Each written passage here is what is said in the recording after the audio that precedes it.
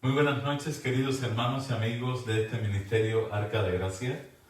Soy el pastor Joel Díaz de la Paz y les estoy dando la bienvenida y saludándoles con mucho cariño a este espacio breve que tenemos cada noche de martes a viernes, donde estudiamos la Biblia, repasamos algunos textos con mensajes específicos que pueden ayudarnos en nuestro crecimiento espiritual. Una de las enseñanzas más directas que tiene todo este propósito, todo este trabajo, es que descubramos que la iglesia tiene sentido si el creyente puede respaldar este asunto de la fe con una relación con Dios. Mediante la Biblia, el conocimiento bíblico, y la oración de confesión sincera que busca de Dios cada día. Quisiera que todos aquellos que se sienten felices en alguna congregación o alguna denominación pudieran respaldar su creencia con el conocimiento bíblico. Si no puedes hacer esto, alguna de las dos está mal. O la relación con Dios mediante la Biblia no funciona, o la iglesia te ha atrapado de tal manera que te has desconectado de Dios. Y esto es algo de lo que todos debemos estar prevenidos y alertas. La iglesia tiene sentido si la relación con Dios funciona en casa. El matrimonio tiene sentido si hay una buena relación entre los cónyuges, hay amor, respeto, tolerancia y buena voluntad. Y así sucesivamente, hasta el trabajo que realizamos es agradable y satisfactorio si recibimos de parte de nuestros jefes o superiores un buen trato, reconocimiento y respeto por el trabajo más sencillo o simple que hagamos. La relación es el secreto para que funcione cualquier cosa en esta tierra.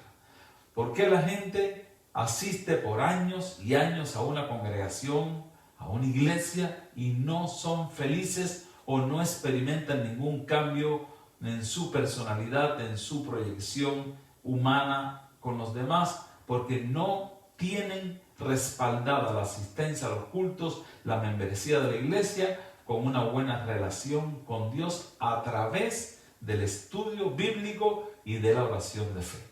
Por eso insto a cada persona a que revise su arsenal, hurgue en su mochila y vea si lleva lo suficiente para caminar con Cristo, y después la iglesia tendrá su lugar seguramente.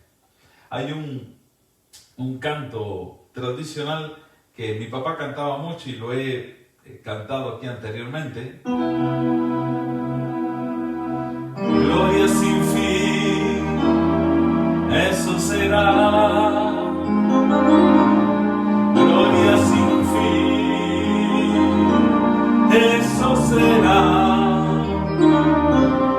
Cuando por gracia su faz vea allí, eterna gloria será para mí. Imagínate que ver el rostro de Cristo, vamos a ver los ángeles, vamos a ver el trono de Dios, vamos a contemplar las mansiones celestiales donde radica el trono de Dios. Vamos a ver la nueva Jerusalén cuando estemos esos 1000 años con Cristo en el cielo. Pero la experiencia fascinante, la más grande, la más hermosa que ojos humanos puedan presenciar es ver el rostro de Cristo.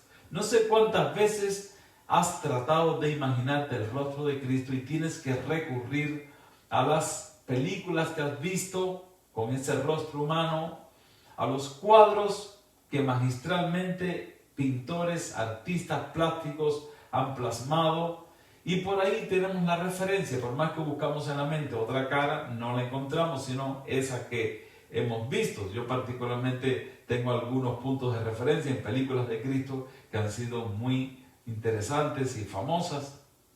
Sin embargo, hace algún tiempo vi una película de Cristo con el Evangelio según San Juan Y el personaje de Cristo era tan común, era un rostro tan poco artístico, que la película era lo único que no me gustaba. Sin embargo, en la Biblia, cuando describe al Mesías, dice el profeta: en nada hermoso para que le deseemos. O sea, no iba a ser de atractivos físicos personales. Y las diferentes compañías de películas han escogido hombres modelo para presentar esta imagen de Jesús, y ahí estamos medio falseados. Ahora bien, cuando Cristo ascendió al cielo y fue glorificado y recupera toda su divinidad, toda su potencia celestial, el rostro de Cristo, no hay palabras, no hay pintura, no hay escultura que pueda representar la grandeza, la belleza del rostro de Jesús. Así que con eso en mente, será una gloria sin fin ver el rostro de Jesús y encontrarnos en las mansiones celestiales. Vamos a seguir estudiando el Evangelio según San Juan. Vamos hoy a abarcar desde el versículo 19 hasta el 22 en esta porción bíblica, porque estamos conociendo, desglosando, revisando detalles que quizá no nos habíamos detenido a analizar. Pero es hora de que profundicemos un poquito la Biblia, y no pretendo ser el gran erudito o el profundo escudriñador de la palabra, pero creo que sencillamente podemos investigar por los valores, por los símbolos, por las figuras que ya hemos recogido de todo el arsenal bíblico, y vamos a ir descubriendo cosas con la sencillez de la palabra de Dios y seguramente con la ayuda del Espíritu Santo. Así que vamos a orar para estudiar estos 4 versículos y que todo lo que se pueda decir aquí sirva para nuestra edificación y fortaleza espiritual. Vamos a orar.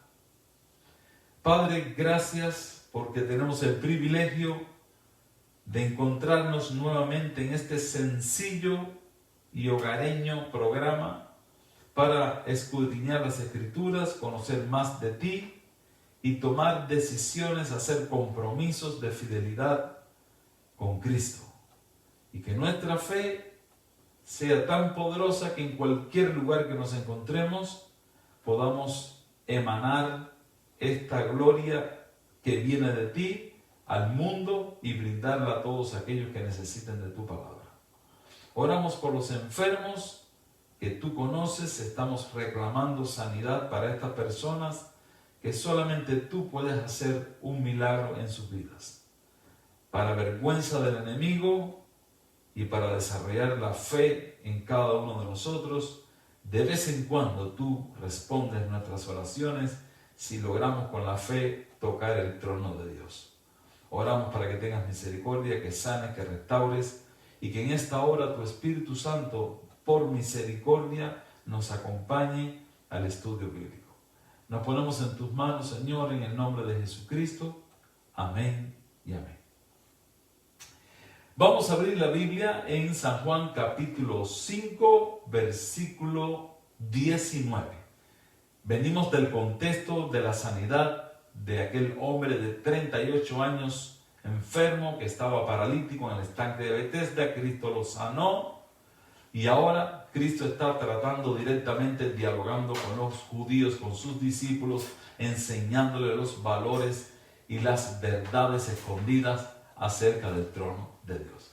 Así que dice el versículo 19, San Juan 5, 19.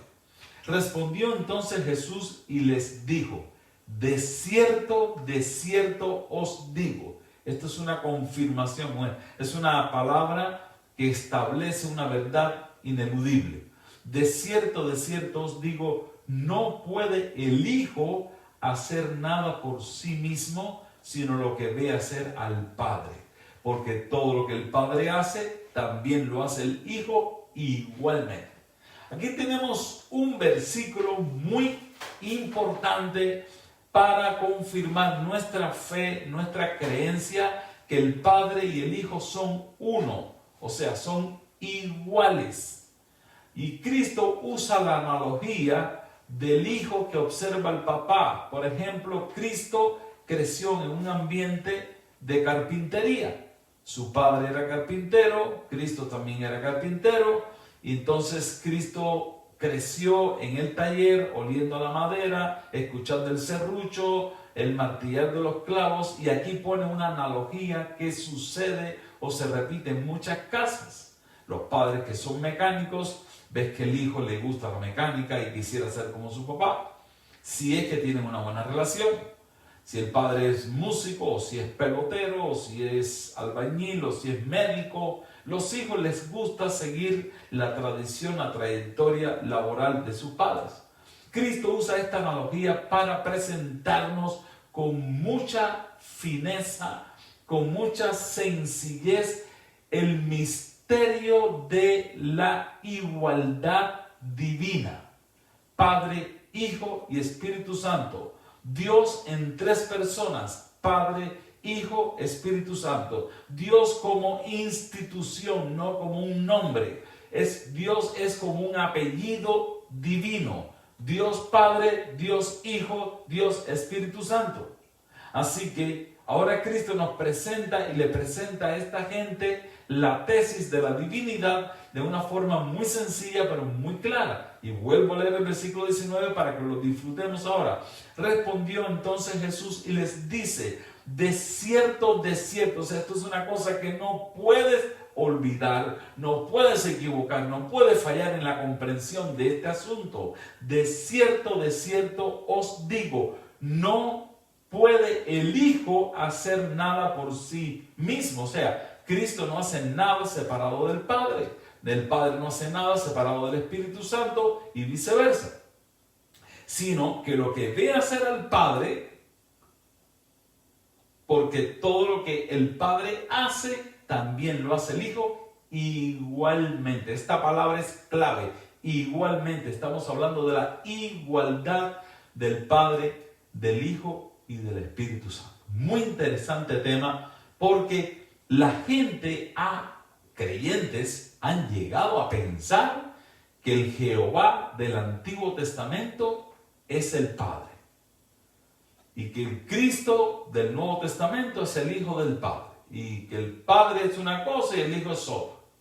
Y algunas personas dicen que Cristo vino a cambiar la ley del Padre. Dicen que la ley estuvo vigente hasta que vino el Hijo. Cuando Cristo murió en la cruz, la ley quedó clavada en la cruz. Eso es un mito, eso no tiene base bíblica, eso es como tomar el rábano por las hojas. Vamos en dos versículos bíblicos del Antiguo Testamento, vamos a tratar de demostrar en este pequeño espacio, que son minutos cortos, esta tesis. Así que vamos a ir rapidito a Isaías capítulo 9, versículo 6. Esto es un texto muy importante de la profecía mesiánica, cuando Isaías, por orden de Dios, da este mensaje refiriéndose al Cristo. En Isaías 9:6 dice la Biblia Reina Valera del 60, porque un niño nos es nacido. O sea, la profecía da el asunto como hecho. Cuando Dios dice que va a pasar algo, pasa. Porque un niño nos es nacido, hijo nos es dado, el principado sobre su hombro, o sea, toda la autoridad sobre su hombro. Lo que hace un príncipe está en coordinación perfecta con el rey. Por eso esta terminología del Padre y del Hijo. El principado que hace un príncipe es lo mismo que hace el rey. El príncipe actúa, va a la guerra, hace lo que sea en nombre de la corona, en nombre del rey. Porque un niño nos es nacido, hijo nos es dado, y el principado sobre su hombro. Y se llamará su nombre Admirable. O sea, el niño que va a nacer en Belén, su nombre será Admirable. 2, Consejero. 3, Dios fuerte. 4, Padre eterno.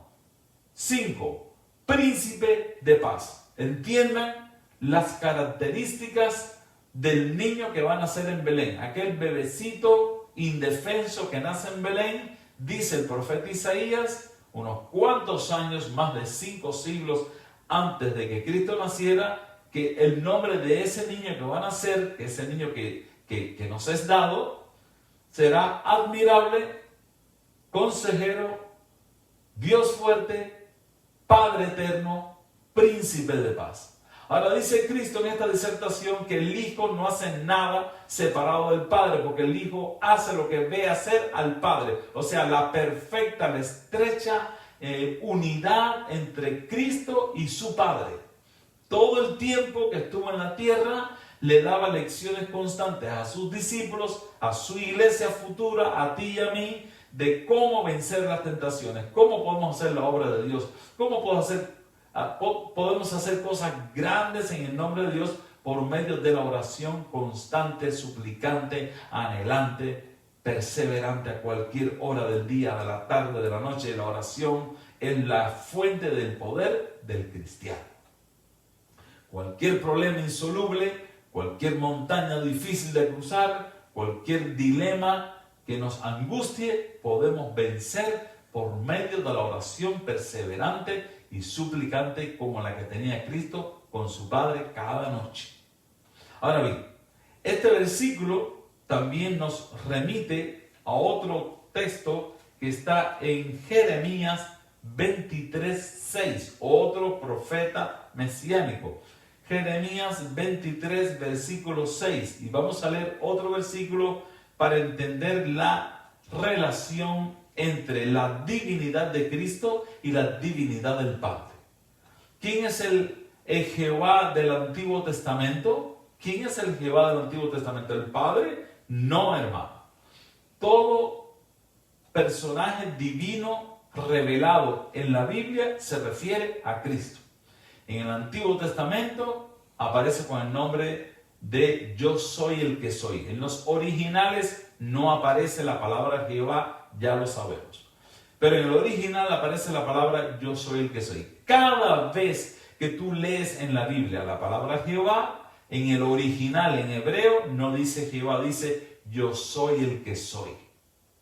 Ahora, en el Nuevo Testamento aparece con el nombre de Jesús, el Cristo, el Mesías, el Salvador del mundo.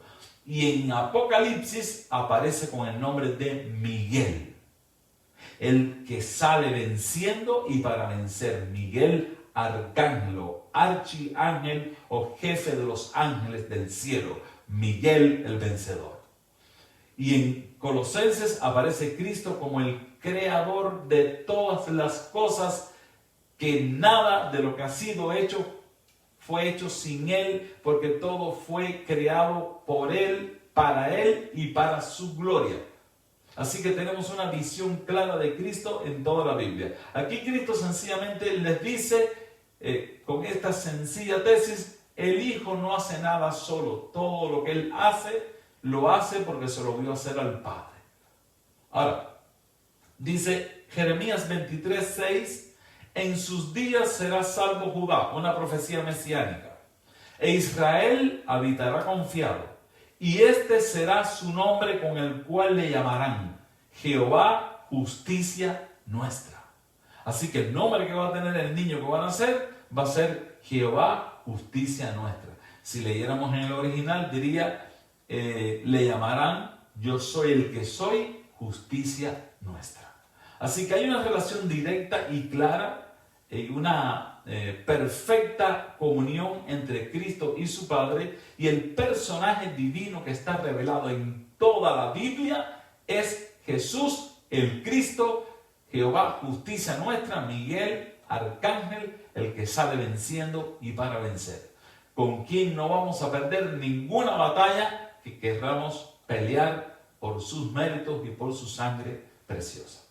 Ahora, dice el versículo 20, porque el Padre ama al Hijo y le muestra todas las cosas que Él hace, y mayores obras que estas le mostrará, de modo que vosotros os maravilléis. ¿Qué quiere decir?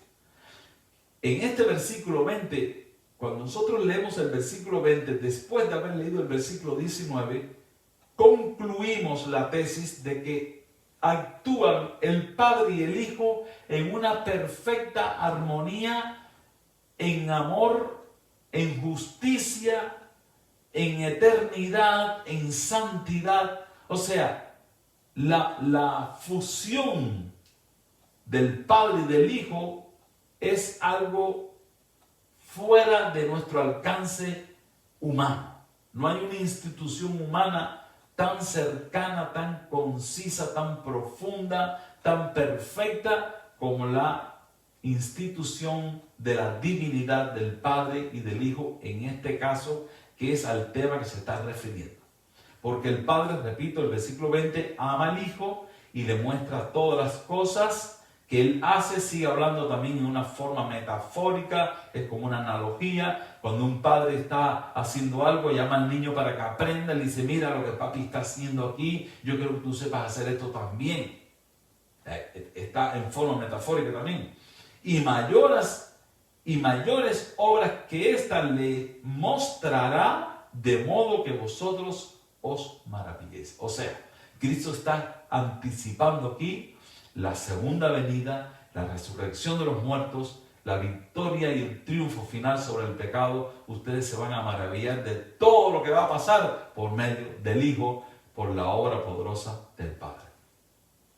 Ahora viene el último tema muy interesante, que nos va a tomar unos 5 minutos más. Dice, porque como el Padre levanta a los muertos y les da vida, fíjense qué importante es que sepamos que lo mismo que hace el Hijo lo hace el Padre.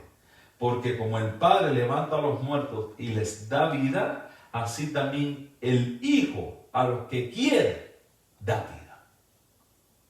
El Padre levanta a los muertos y le da vida. Miren, hermano, nosotros oímos hablar de muertos y de vivos y pensamos solamente en la parte física. Pero hay personas ateas, indiferentes, y los jóvenes pasan por una etapa de ateísmo, aunque hayan nacido y crecido en la iglesia. Al llegar a la adolescencia empiezan a oír todo tipo de fábulas, todo tipo de supersticiones, todo tipo de filosofías, ya sea en la escuela, en las películas, en la calle, y se llenan de una cantidad de virus y de bacterias que afectan la sana doctrina, que les cuesta después regresar a los pies de Cristo y entender la palabra de Dios. Y lo digo por experiencia, les pasa a todos los jóvenes en algún momento de su vida. Ahora bien, dice que Dios puede a esos muertos espiritualmente darle vida. Y el poder de Cristo, el Evangelio de Jesucristo, sería tan poderoso que podría también a esos muertos espiritualmente darle vida. Y también a los muertos físicos darle vida, porque el apóstol Pablo anuncia que a la final trompeta los muertos en Cristo resucitarán primero. Así que es una ilustración que tiene dos caminos con el mismo significado. Ahora bien, vamos a pasar al versículo 22 y último de esta noche. Dice esta presentación, esta nueva tesis de Cristo: porque el Padre a nadie juzga. Un momento. Ya vimos que el Padre le da vida a los muertos, el Hijo también. Todo lo que el Padre hace, el Hijo lo hace. Pero aquí hay algo especial. Vamos a ver a qué se refiere. Porque el Padre a nadie juzga, sino que todo el juicio dio al Hijo. Si nosotros leemos este versículo y nos ponemos a pensar, vamos a recoger algunas impresiones que cualquiera de nosotros ha experimentado. Hemos visto que en el Antiguo Testamento se menciona personas que en pecados graves dice, y Jehová lo mató. Así dice la Biblia. Vemos personas que murieron por el juicio de Dios y fueron juicios repentinos. Ahora, hermano, cuando viene Cristo a este mundo, todo el juicio a partir de ahora está reservado para un día. Dice que el juicio va a comenzar por los vivos y los muertos, que toda carne será juzgada, todo el mundo va a comparecer delante del tribunal de Cristo. Hermano, todo el juicio. ¿Por qué no pasan cosas como antes? ¿Por qué la gente hoy ofende a Dios, maldice a Dios, hacen lo que quieren hacer, dicen lo que quieren decir y no pasa nada? Talmente parece que Dios no existe o que está pintado en la pared, como dice el dicho. Ahora, ¿qué es lo que pasa? Que todo el juicio el Padre se lo ha dado al Hijo y el Hijo tiene un día donde va a juzgar a los vivos y a los muertos. Así que estamos ahora aquí en el reino de la gracia y estamos en un lugar donde todo el juicio se le ha dado al Hijo y el Hijo le puso una fecha a ese juicio. No quiere decir que no hayan personas que reciben la ira de Dios inmediatamente en esta tierra en estos momentos. Ha pasado en muchos casos gente hostiles, agresivos con los misioneros, con los cristianos, con las cosas de Dios, gente que ha recibido el juicio de Dios y misericordia radical, se le cerró la gracia en un momento. Pero todas las personas estamos esperando el día del juicio. Y ese día del juicio, Dios recompensará, el Señor recompensará a cada uno según fue su obra. Si tú hiciste lo bueno, serás recompensado según fue tu obra. Y si hiciste lo malo, serás recompensado según fue tu obra. Si no pudiste hacer lo bueno porque no tuviste valor, o porque no te faltaron las ganas, o porque o tenías sueño, serás recompensado según fue tu obra. Si tenías dudas, si no querías ir a la iglesia, o tienes cosas contra la doctrina, y tienes tus reservas, y tienes tu propia justicia, tú serás recompensado según fue tu obra. De eso no te salva nadie. Hay un texto con el que voy a terminar. Está en Eclesiastés 12, 13 y 14. Y te puedo decir que es uno de mis pocos versículos favoritos. ¿Por qué digo pocos? Porque hay algunos versículos que lo cuentan todo en pocas palabras.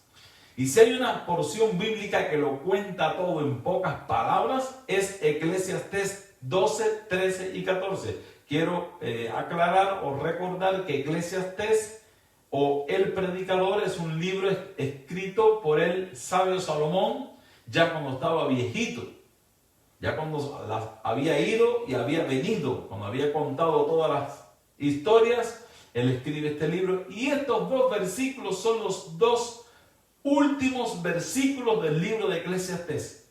Eclesiastés 12, 13 y 14 dice de esta forma: el fin de todo discurso oído es este: teme a Dios, guarda sus mandamientos, porque esto es el deber del hombre.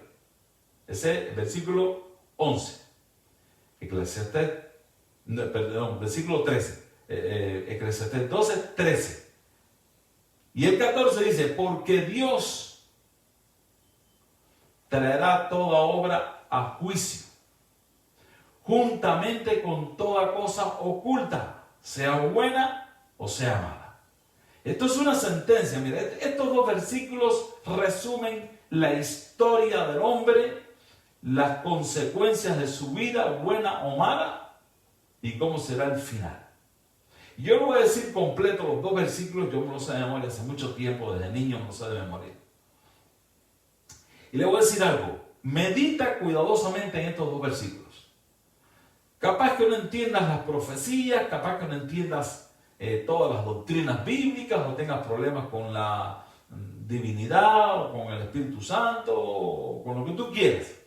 Pero estos dos versículos son muy importantes que los retengas en tu corazón, y nos vamos a despedir esta noche con él. El fin de todo discurso oído es este: teme a Dios y guarda sus mandamientos, porque esto es el todo del hombre, esto es el deber del hombre, porque Dios traerá toda obra a juicio, juntamente con cada cosa oculta, sea buena o sea mala. Hermanos, dice este versículo 22, porque el Padre a nadie juzga, sino que todo el juicio lo dio al Hijo. Y el juicio viene y debemos estar preparados cada día, justificados por la fe, no por las obras. justificados por la fe, tenemos paz para con Dios por medio de nuestro Señor Jesucristo. Si no tienes una fe activa, si no tienes una vigorosa relación con Dios, no esperes para lo que no te estás preparando. Vas a recibir exactamente lo que estás sembrando hoy en tu vida. Que Dios te bendiga mucho, que su paz te alcance, que su sabiduría te embargue de tal manera que le prestes atención a las cosas de Dios y las pongas en primer lugar en tu vida. Vamos a orar.